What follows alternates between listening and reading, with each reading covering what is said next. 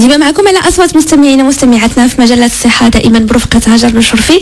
عبد الرحيم حبيش في الاخر، صباح الخير وصباح الانوار لك ايضا. ومعنا البروفيسور والدكتور رشيد خطار الاخصائي في امراض الجهاز التنفسي. اليوم غادي نتكلموا على الشخير. الشخير ماشي مرض، هادشي اللي قلتينا الحمد لله، طمنتينا وطمنتي المستمعين ديالنا على هذه المساله دكتور خطار. ولكن علاش الشخير؟ مين كيجينا الشخير؟ الجمله ديال الشخير ماشي مرض غالبا كاين بعض الحالات فين يمكن الشخير يكون مرض وغادي نتكلموا عليه. علاش الشخير؟ غالبا الشخير عنده علاقه بالحلق نتاع النعسو.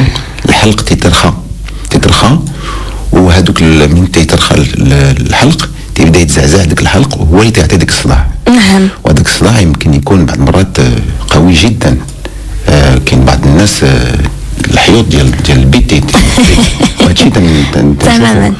وغالبا النساء ولا الرجال اللي ناعسين حدا الشخص اللي كيشخر هما اللي تيجيبوا عندنا العيادات ويشوفوا الطبيب. نعم. بعض المرات كاين اسباب اخرى اللي يمكن تكون ولا تزيد في الشخير. مثلا الحلق ملي تيكون غلط شي شويه خصوصا عند الاطفال. النيف بعض المرات كاين اسباب في النيف، جلود ولا بحال الجلود اللي تيمكن له. كاين عاوتاني اسباب اخرى، استعمال بعض الادويه اللي تيزيدوا في الشخير. مثلا الادويه ديال النعاس اللي تيمكن لهم يزيدوا في الشخير.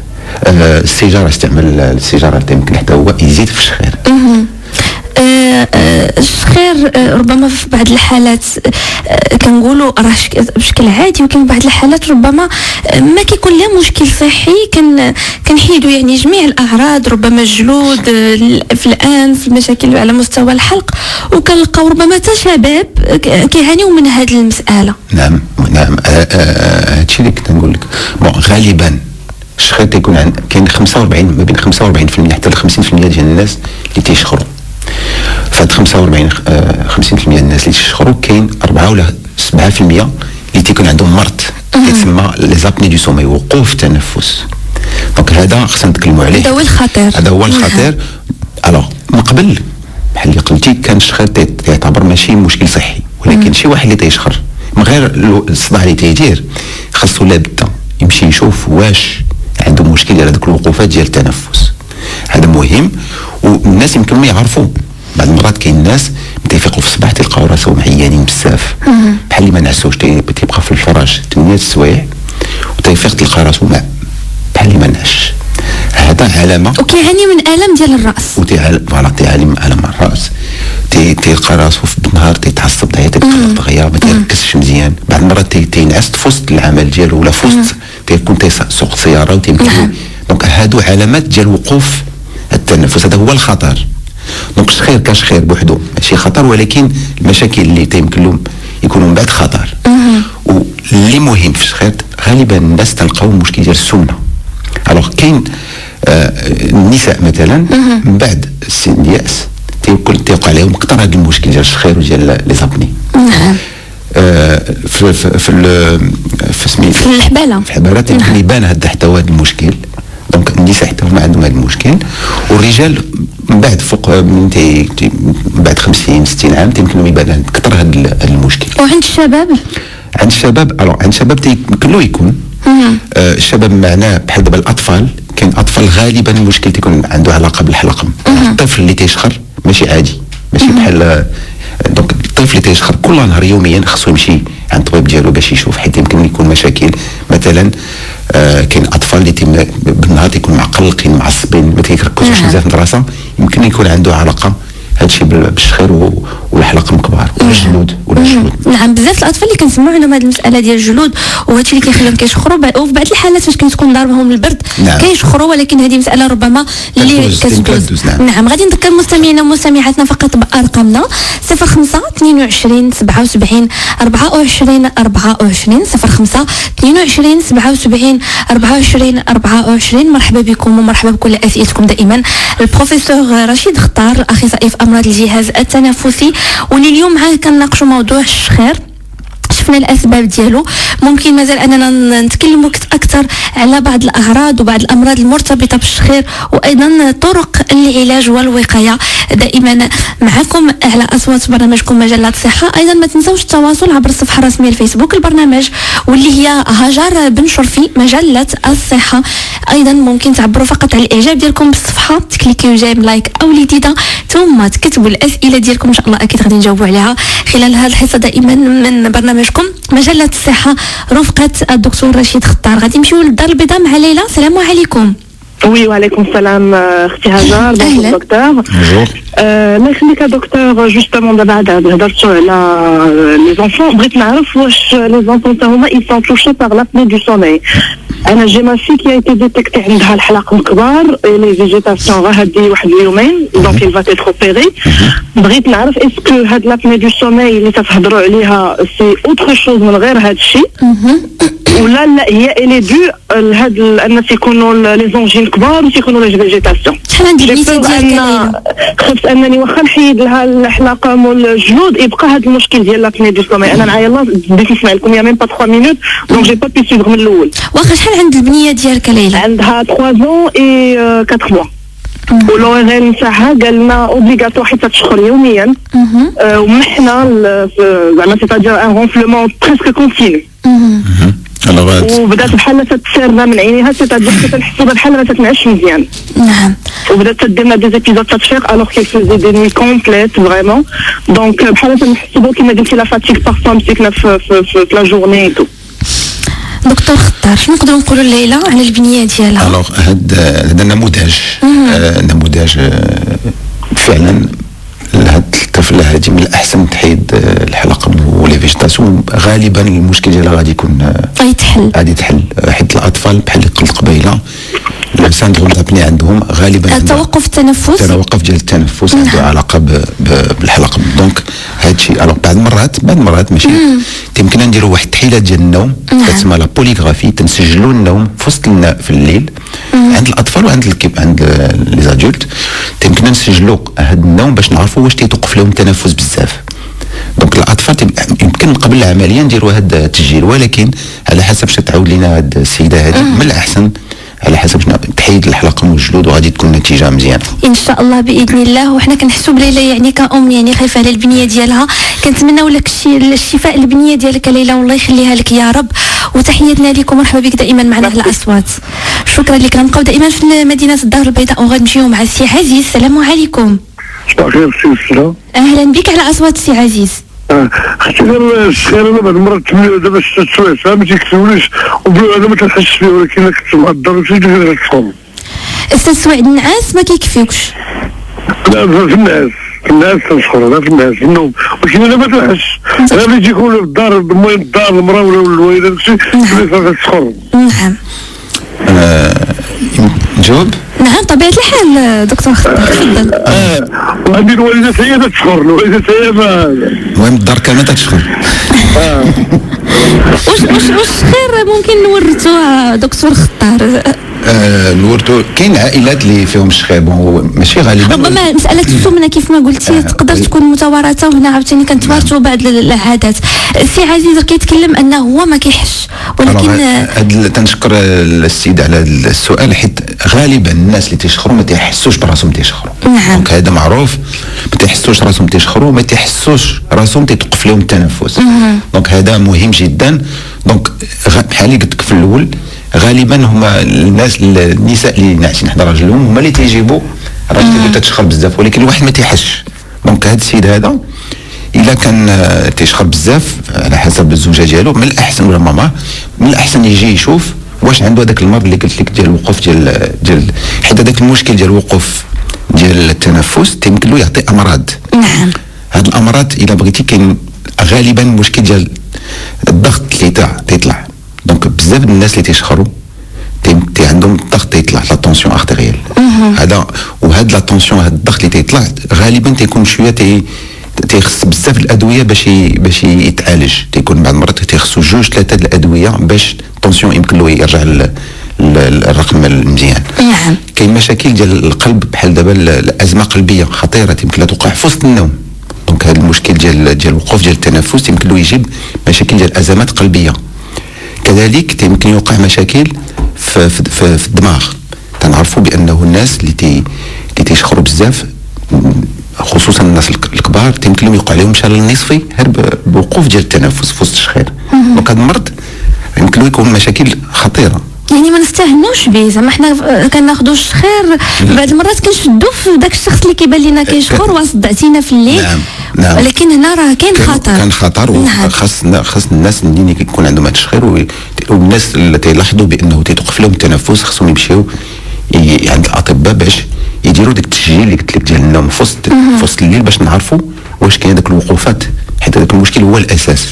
تسجيل النوم الطبيب شي آلة كيعطيها لك؟ آلة كاين جوج الانواع ديال الآلات. كاين آلة اللي هي سهله تنحطوها غالبا في المنزل ديال الشخص. نعم. آلة تتسجل الشخير، تتسجل الأكسجين في الدم، تتسجل القلب، تتسجل التنفس. نعم. تتسجل وقوف ديال التنفس، وتنعرفوا واش تيوقعوا هذوك لي زابني وقوفات ديال التنفس. الوقوفات ديال التنفس. وربما السي عزيز محتاج انه يقوم بهذا الاختبار على حسب شنو سمعت من الاحسن يقوم بدك. الام ديالو حتى هي نفس الشيء. نعم. شكرا لك سي عزيز مدينه الدار البيضاء، تحياتنا لكم، مرحبا بك دائما معنا على اصوات. حنا دائما غادي نواصلوا معكم في برنامجكم مجله صحه، ودائما برفقه الدكتور رشيد خطار الاخصائي في امراض الجهاز التنفسي، ودائما في استقبال مكالماتكم على 0522 77 24 24، ايضا عبر الصفحه الرسميه الفيسبوك البرنامج هاجر بن شرفي مجله صحه. دائما معنا البروفيسور رشيد خطار الاخصائي عفوا امراض الجهاز التنفسي، واللي اليوم معاه كنتكلموا على الشخير. عفوا بروفيسور خطار، شنو التاثير ديال نقل انا الاولى شنو كيأثر الشخير على الشخص ربما اللي كيشخر، التأثير ديالو على الصحة ديالو، على نمط الحياة ديالو اليومي؟ الوغ بحال اللي قلت لك قبيله، الشخير كشخير بوحدو ما كاين مشكل، ولكن الشخير يمكن له يدير هذوك الوقوفات ديال التنفس باستمرار. هذاك الا بقى هذاك المشكل باستمرار غادي يمكن له يكون بعض الامراض. نعم. المرض الاول اللي تنشوفوه هو الضغط، تكلمنا عليه. كاين بعض الاعراض اخرى اللي تكلمنا عليها كذلك، هما العيا بالنهار، التقلاق، الاعصاب. كاين بعض الناس تيفيقوا في الليل باش يمشيو للطوريت كلها. نعم. دونك هذا حتى هو مشكل تيوقع بهذا الشيء ديال لي زابني. كاين مشكل ديال السكر، كاين علاقه مباشره ما بين الوقوف ديال التنفس ومرض السكر. دونك هادشي حتى هو الناس خصهم يعرفوه. الناس اللي عندهم السكر من قبل واللي تيشخروا يمكن السكر ما يبقاش واخا تياخذوا الدواء واخا تيديروا الانسولين ديالهم، يمكن السكر ما يتقادش لهم لانهم كيشخروا تيديروا هذوك الوقوفات ديال التنفس. بون كاين بحال اللي قلت لك مشاكل ديال القلب، بعض مشاكل ديال ازمات القلب، دقات القلب ما تيكونوش مقادين، يمكن يوقع لي تروبل ريتم تيتسماو، يمكن لهم يوقع لهم بعض المشكل ديال لي زابني. دونك الناس ملي تيكون عندهم هاد المشاكل تيمشيو عند اطباء، يمكن له يمشي بحال على مشكل ديال الطونسيون، وطبيب القلب غادي يقلبو غادي يلقى بانه كاين هذا المشكل لي زابني، وغادي يمشي داك التسجيل اللي قلت لك. دونك الاساس هو انه منين تيكونوا هاد الاعراض عند شي واحد تيشخر خصو يمشي عند الطبيب ديالو. الطبيب كاين الا بغيتي بزاف الانواع الاطباء اللي يمكن له يشوفوا هذا المشكل. الاساس شنو هو انه اولا خاص الطبيب الحلقي يشوف حتى هذا المريض هذا. نعم. باش نشوفوا واش ما كاين الانف والاذن والحنجره. هذا خصو يتشاف باش يشوف واش ما كاينش شي مشكل ديال الحلق ولا. ومن بعد كاين الطبيب ديال الجهاز التنفسي هو اللي غادي يتكلف بالتسجيل ديال هذا المريض هذا، اللي غادي يشوف واش كاين هذوك لي زابي. هذا اختصاص ديال الطبيب ديال الجهاز التنفسي. نعم. ومن بعد على حسب شنو غادي نلقاو، على حسب شنو كاين في الحلق، على حسب شنو كاين في التسجيل، تيكون واحد عندنا واحد الرؤيه، عارفين عندنا معطيات غنعرفوا شنو كاين. وغادي نشوفوا مثلا نشوفوا الطونسيون، غادي نشوفوا السكر، وغادي نشوفوا هادشي كله ونحاولوا نلقاو العلاج. وهنا غادي ندخلوا في العلاج، وكاين على حسب كل واحد كاين العلاج. العلاج مكون على 3 نقاط مهمين. نعم. النقطه الاولى بحال اللي قلنا قبيله كاين مشكل ديال السمنه. دونك في الاول غادي نحاولوا نلقاو باش الواحد يطيح الوزن ديالو. دونك تناخذوا علاقه بالطبيب اللي غادي يتكلف بالتغذيه. دونك الطبيب ديال التغذيه هو اللي غادي يتكلف بهذا المشكل ديال الوزن باش يطيح الوزن. الا كانوا شي حلقه كبار ولا المشاكل في الحلق يمكن طبيب الحلق يدير عمليه، ولكن هذا الشيء ماشي دائم، ولكن يمكن يكون بعض المرات نعم. عمليه لازاله هذوك جلود الحلاقم، يعني اي حاجه اللي غتخلي ربما التنفس ما يكونش بشكل طبيعي وغيعطينا الشخير. نعم. من بعد كاين بعض الناس اللي تيشخروا غير مثلا على ظهرهم، تتسمى الغونفلمون بوزيسيوني، تينعسوا اللي كنعس على الظهر. دونك هذوك الناس بعض المرات غادي كاين بعض المرات يمكن نديروا كره مورا في بيجاما، كره ديال التنس باش الواحد ما يبقاش ينعس فوق ظهره. يعني ما ينعسش على ظهري. فوالا هذاك حيت كاين الناس تيشخروا غير على ظهرهم. كنديروا شي حاجه فوق اللي غتديرونجيهم ما تخليهمش. نعم، يعني فقط على جنبهم. هذه يمكن. العلاج الاخر اللي معروف بزاف دابا اللي تعطينا نتائج مزيانه هو واحد لاباري تيدار في السنان فقط في النوم، تسمى لوختيز. هذاك لاباري ما تيخليش ديك البلايص ديال الحلق يتسدوا. دونك هذا علاج معروف وتعطي نتائج مزيانه. واخيرا كاين واحد العلاج، واحد الاله تستعمل على حسب على الا بغيتي ندير واحد الماسك فوق النيف، وهاد الاله تتصيفط الهواء بلا بريسيون باش تدخل في النيف، ما تخليش داك الحلق يتسد في وسط النوم. هذا تيتسمى لا سيباب بالانجليزيه ولا لا بي بي سي بالفرنسيه. هذه اله اللي هي شويه تبان بشويه صعيبه في الاول، ولكن تعطي نتائج بزاف، تقريبا 99% ديال النتائج تكون مزيانه. وهذه الاله هذه تتكون عند الناس اللي عندهم داك الوقوف بزاف، خطير جدا. دوك تنديرهم ديك الاله حيت هي في البلاصه ديال العلاج. الناس اللي عندهم الا بغيتي هذاك الوقوف اللي متوسط يمكن نديروا ديك لاباغي في السنان اللي قلت لك، ولكن اللي مهم الا كان الواحد عنده الوزن اكثر من الجهد خصو يطيح الوزن، هذا مهم جدا. نعم، يعني زياده في الوزن حتى هي عندها دور كبير في هذه المساله الشخير.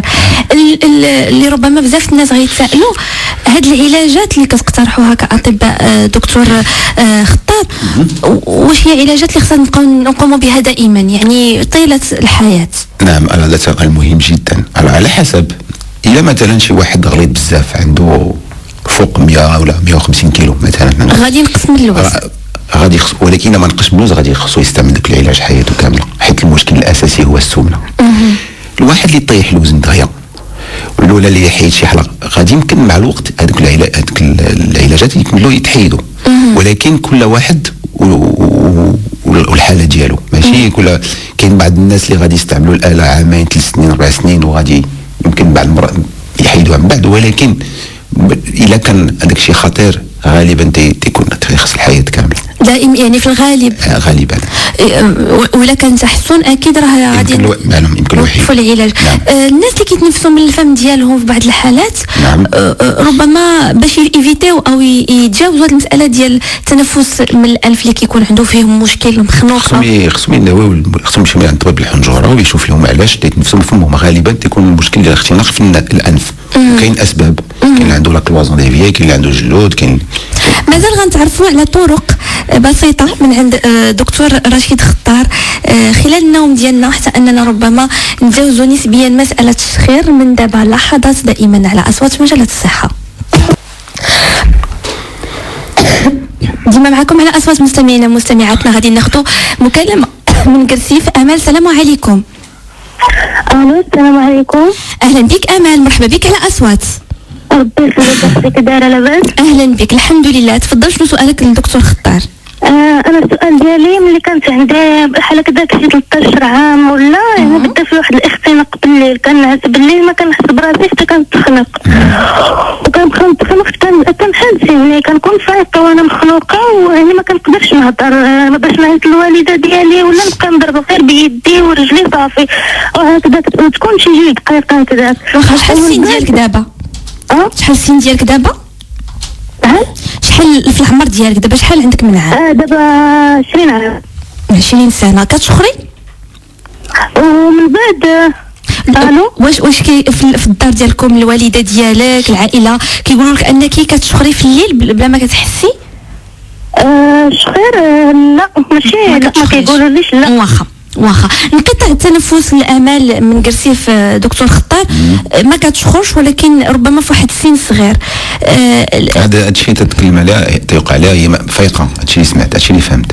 دونك ماشي المشكل اللي عنده علاقه بالشخير هذا، لا ما عندوش علاقه بالشخير. هذا يمكن نعم. مشكل واحد اخر ديال الاختناق التنفسي. كاين مشاكل اخرى ديال الاختناق التنفس، كاين مشاكل ديال الجهاز التنفسي، كاين مشاكل نفسانيه، دابا اذا واحد تقلق ولا شي حاجه يمكن له يتخنق ليه التنفس. دونك كاين بزاف، كاين بعض الحالات اخرى ديال وقوف التنفس اللي ما عندهاش علاقه بالشخير، ولكن حيت هذه السيده هذه قالت لك قبل ما تنعس، دونك يمكن كاين شي مشكل اللي هو ما عندوش علاقه امال ما مشيتيش للطبيب؟ لا هي ما كانتش يعني كل مره ديك الحاله يعني مره في الاول كانت كتجيني بزاف، من بعد مره من بعد كتطول لي من العام للعام. صافي انا ملي كانت تفوتني ديك الحاله يعني كنحس بالعنق ديالي بحال مجروح، بحال واش كثرت ما كنقدرش ندخل النفس. يعني كنفكر نصبح عاد. اولا خصك تمشي تشوفي اما طبيب ديال الجهاز التنفسي باش يشوف معك هذا المشكل، حيت صعيب شي شويه باش نعرفوا دابا الحاله ديالك هكا في التليفون، اولا طبيب ديال الحلق، الانف والاذن والحنجره، باش يشوف شنو هما الاعراض بالضبط باش نحاولوا نلقاو لها. وتبارك الله يعني انت في 20 عام يعني مازال صغيره اختي امال، كنتمناو انك فهمتي تكرسي. اكيد راه كاينين مستمعين عفوا كاينين اطباء اللي ممكن انك تزوريهم وتشوفي الراي ديالهم حول الحاله ديالك. شكرا لك امال من كرسيف، الله يعطيك صحيحتك. ذكيه اللي كتقول الله يخليك شكرا على هذا الموضوع. انا من قبل ما كنتش كنشخر، ودابا ما عرفتش شنو السبب اللي خلاني انني وليت كنشخر. هادشي اللي قلنا قبيله، خصنا نشوفوا الاسباب، دونك السمنه، الحلق، كاين واش هي واش شحال السن ديالها. نعم. دونك على حسب دونك الطبيب اللي غادي يشوف هاد السيده هادي غادي يحاول يشوف جميع المشاكل اللي عندها، منهم داكشي اللي قلنا قبيله، باش يحاول يلقى الحل ديال هذا الشخير هذا، وتتكون النتائج مزيانه. فاطمه زهراء اللي كتقول سلام الله يخليك، الا كان ممكن نفيدوها واخا زعما كاينه خارج على موضوعنا اليوم، هي كتنعس تقريبا من 8 د الليل حتى 9 ديال الصباح، ولكن كيجيوها نوبات ديال النوم لا اراديه، ربما ما بين 5 حتى 10 ديال الدقائق، وهذا المشكل كيعمل لها ربما مشكل خصوصا اثناء الدراسه ديالها، لان كتكون في الحصه ديال الدراسه ديالها وكتجيها هذه النوبه النوم. هذا مشكل تيتسمى هذا مشكل ديال مشكل اخر اللي ما عندوش علاقه حتى هو بالشخير. هذا يمكن يكون مشكل ديال امراض اخرى تتسموا لي زيبيرسومنالونس. الناس كاين بعض الناس فعلا اللي تيجيهم النوم في وسط النهار. الوغ كاين امراض كثيره اللي يمكن تعطي هذه المشاكل. كاين واحد المرض معروف سميتو ناركوليبسي، الواحد تيكون جالس حتى تيوقف تيتحبس ليه تينعس هكا بدون سبب ومن بعد تيفيق. دونك هذا السيده هذه خصها تمشي تشوف طبيب اختصاصي في الامراض ديال النوم. الوغ كاين اطباء ديال كاين بزاف كاين اطباء اللي اختصاصيين في النوم معروفين. كاين يمكن يكونوا اطباء ديال الجهاز التنفسي او لا اطباء ديال الاعصاب اللي نورولوج اللي كيكونوا يتكلفوا بهذا، ولكن الاحسن تمشي تشوف طبيب ديال نورولوج، طبيب ديال الاعصاب اللي غادي يشوف معاه المشكل. نعم. دكتور اختار ربما في اخر هذه الحصه عندك نصيحه ربما للمستمعين اللي كيعانيوا من الشخير، اللي معاهم شي حد في المنزل كيشخر، شنو غتقدم لهم كنصيحه، وايضا طرق ربما النوم صحيه؟ النصيحه الواحد اللي تيشخر ما خصوش يبقى بالشخير ديالو. اولا حيت تيوقعوا مشاكل في المنزل، مشاكل حتى مع الزوج والزوجه. دونك خص الواحد يمشي يشوف طبيب، وخصوصا يحيد الشك في هذاك الامراض ديال الوقوف ديال التنفس اللي هو خطير جدا بالنسبه للصحه، اللي ما تيبانش المرض ماشي المشكل ديال الشخير وديال الوقوف ما تيكونش الناس ما تعرفوش. دونك حتى تيوقعوا في شي مشاكل كبار ديال امراض القلب ولا امراض ديال الدماغ. دونك هذا الشيء خصو يتشخص دغيا. اكيد. شكرا لك بروفيسور رشيد اختار، الاخصائي في امراض الجهاز التنفسي، على كل هذه التوضيحات وموضوعنا اليوم اللي تكلمنا فيه.